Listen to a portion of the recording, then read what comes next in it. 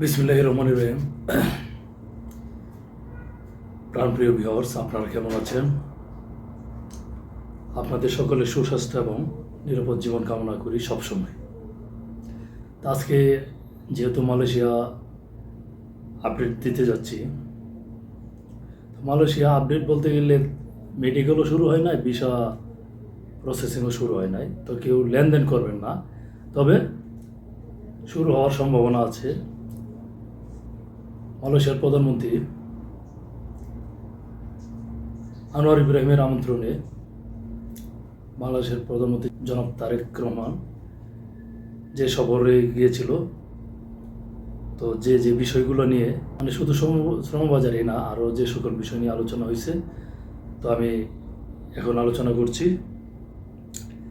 তো আপনার দুই দেশের সরকার প্রধান আপনার 22শে জুন 2026 আলোচনা অনুষ্ঠিত হয়, যেটা পুত্রজায়াতে অনুষ্ঠিত হয়। তো যে আলোচনাগুলো সেখানে হয়েছিল সেগুলো হচ্ছে আপনার রাজনৈতিক সহযোগিতা, বাণিজ্য বিনিয়োগ সম্প্রসারণ, হালাল শিল্প, ডিজিটাল অর্থনীতি, এআই এবং সেমিকন্ডাক্টর খাত, বাংলাদেশ থেকে মালয়েশিয়া কর্মী নিয়োগ এবং তাদের কল্যাণে সহযোগিতা, এটা আলোচনা হয়েছিল, যেটা মানে প্রবাসীদের মুখ্য বিষয় হচ্ছে এটা। এরপর হচ্ছে শিক্ষা ও পর্যটন খাতে সহযোগিতা, জ্বালানি খাত, প্রতিরক্ষা, নিরাপত্তা এবং আঞ্চলিক ও বহুপাক্ষিক সহায়তা সম্প্রসারণ।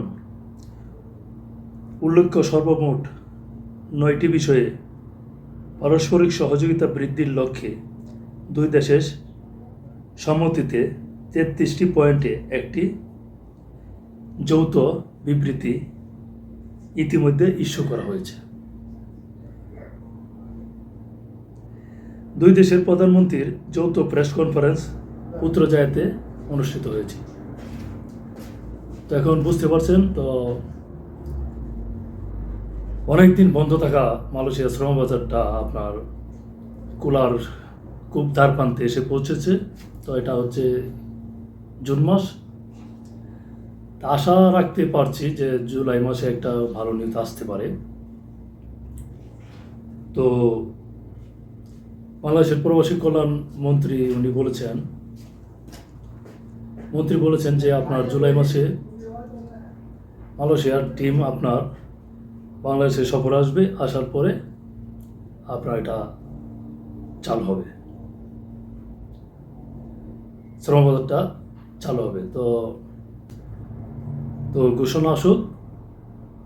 তো আশা করা যাচ্ছে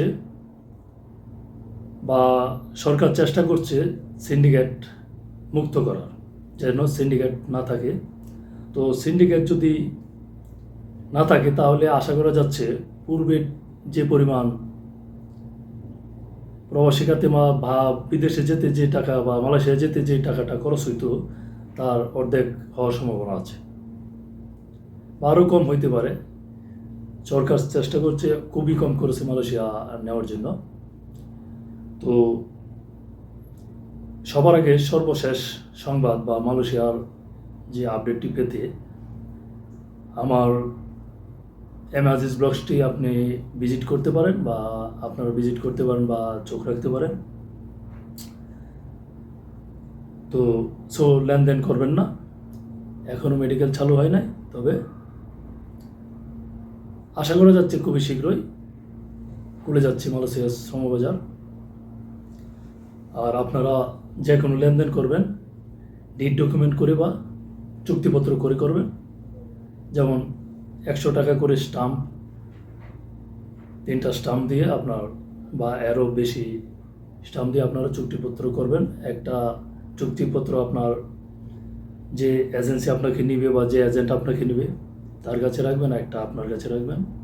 সব কিছু এখানে লিখে রাখবেন, কত টাকা যাবেন, কত ঘন্টা ডিউটি, ওভারটাইম আছে কি না, টাকা কার, চিকিৎসা বহন করবে কে, আবার যাতায়াত খরচ কার, যাতায়াত বহন করবে কে, সবগুলো লেখা থাকবে। সবগুলো পাই টু পাই আপনারা লিখে রাখবেন। আর আপনারা মেডিকেল করার সময় শুধু আপনারা জেনে শুধু মেডিকেলের টাকাটাই দিবেন, কত টাকা খরচ হয়, এটা একটা অল্প টাকা। এরপর আপনারা বলবেন যে আপনাদের ভিসা অনলাইন হওয়ার পর মেডিকেল ফিট হবেন, এরপর ভিসা অ্যাপ্রুভাল হবে, অ্যাপ্রুভাল হওয়ার পর আপনারা লেনদেন শুরু করে দেন। ধরুন 50% দিয়ে দিলেন, এটা আমার ধারণা থেকে আমি বলছি, এটা আপনার করতে হবে তা না। আপনি এরপর ধরেন বিমান টিকিট আপনি হাতে পেয়ে 50% দিয়ে দিলেন, এরকম করতে পারেন। এছাড়া আপনাদের মতের উপর ডিপেন্ড করবে। আপনাদেরকে যদি মানে আপনারা পারেন যে পৌঁছে দিবেন, তাও দিতে পারেন, তা আপনার ইচ্ছা। আপনার এজেন্ট আর আপনার দুইজনের এই কথোপকথনের উপর নির্ভর করবে এটা। তা আমি এরকম বলছি। আর অনেকেই আপনার যে কথাবার্তা মিলে গেলে আপনার যে 1 লাখ 2 লাখ টাকা অ্যাডভান্স করে ফেলে, এরকম কিছু করা আমি বাঞ্ছনীয় মনে করি না।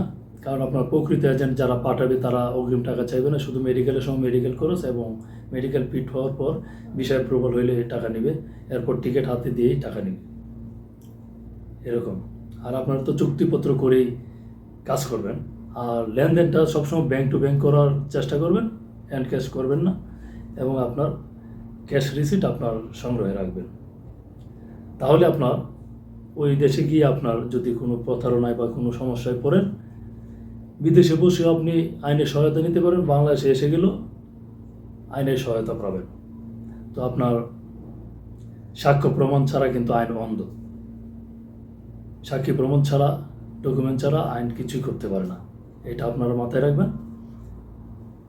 তো সকলের প্রবাস জীবন নিরাপদ এবং সুন্দর হোক, এই কামনা করে আমি এমডি আব্দুল আজিজ এখানেই রাখলাম। আবারও আপনাদের সাথে কথা হবে নতুন কোনো ভিডিওতে। সে পর্যন্ত সবসময় সুস্থ এবং নিরাপদ থাকুন। Bye bye.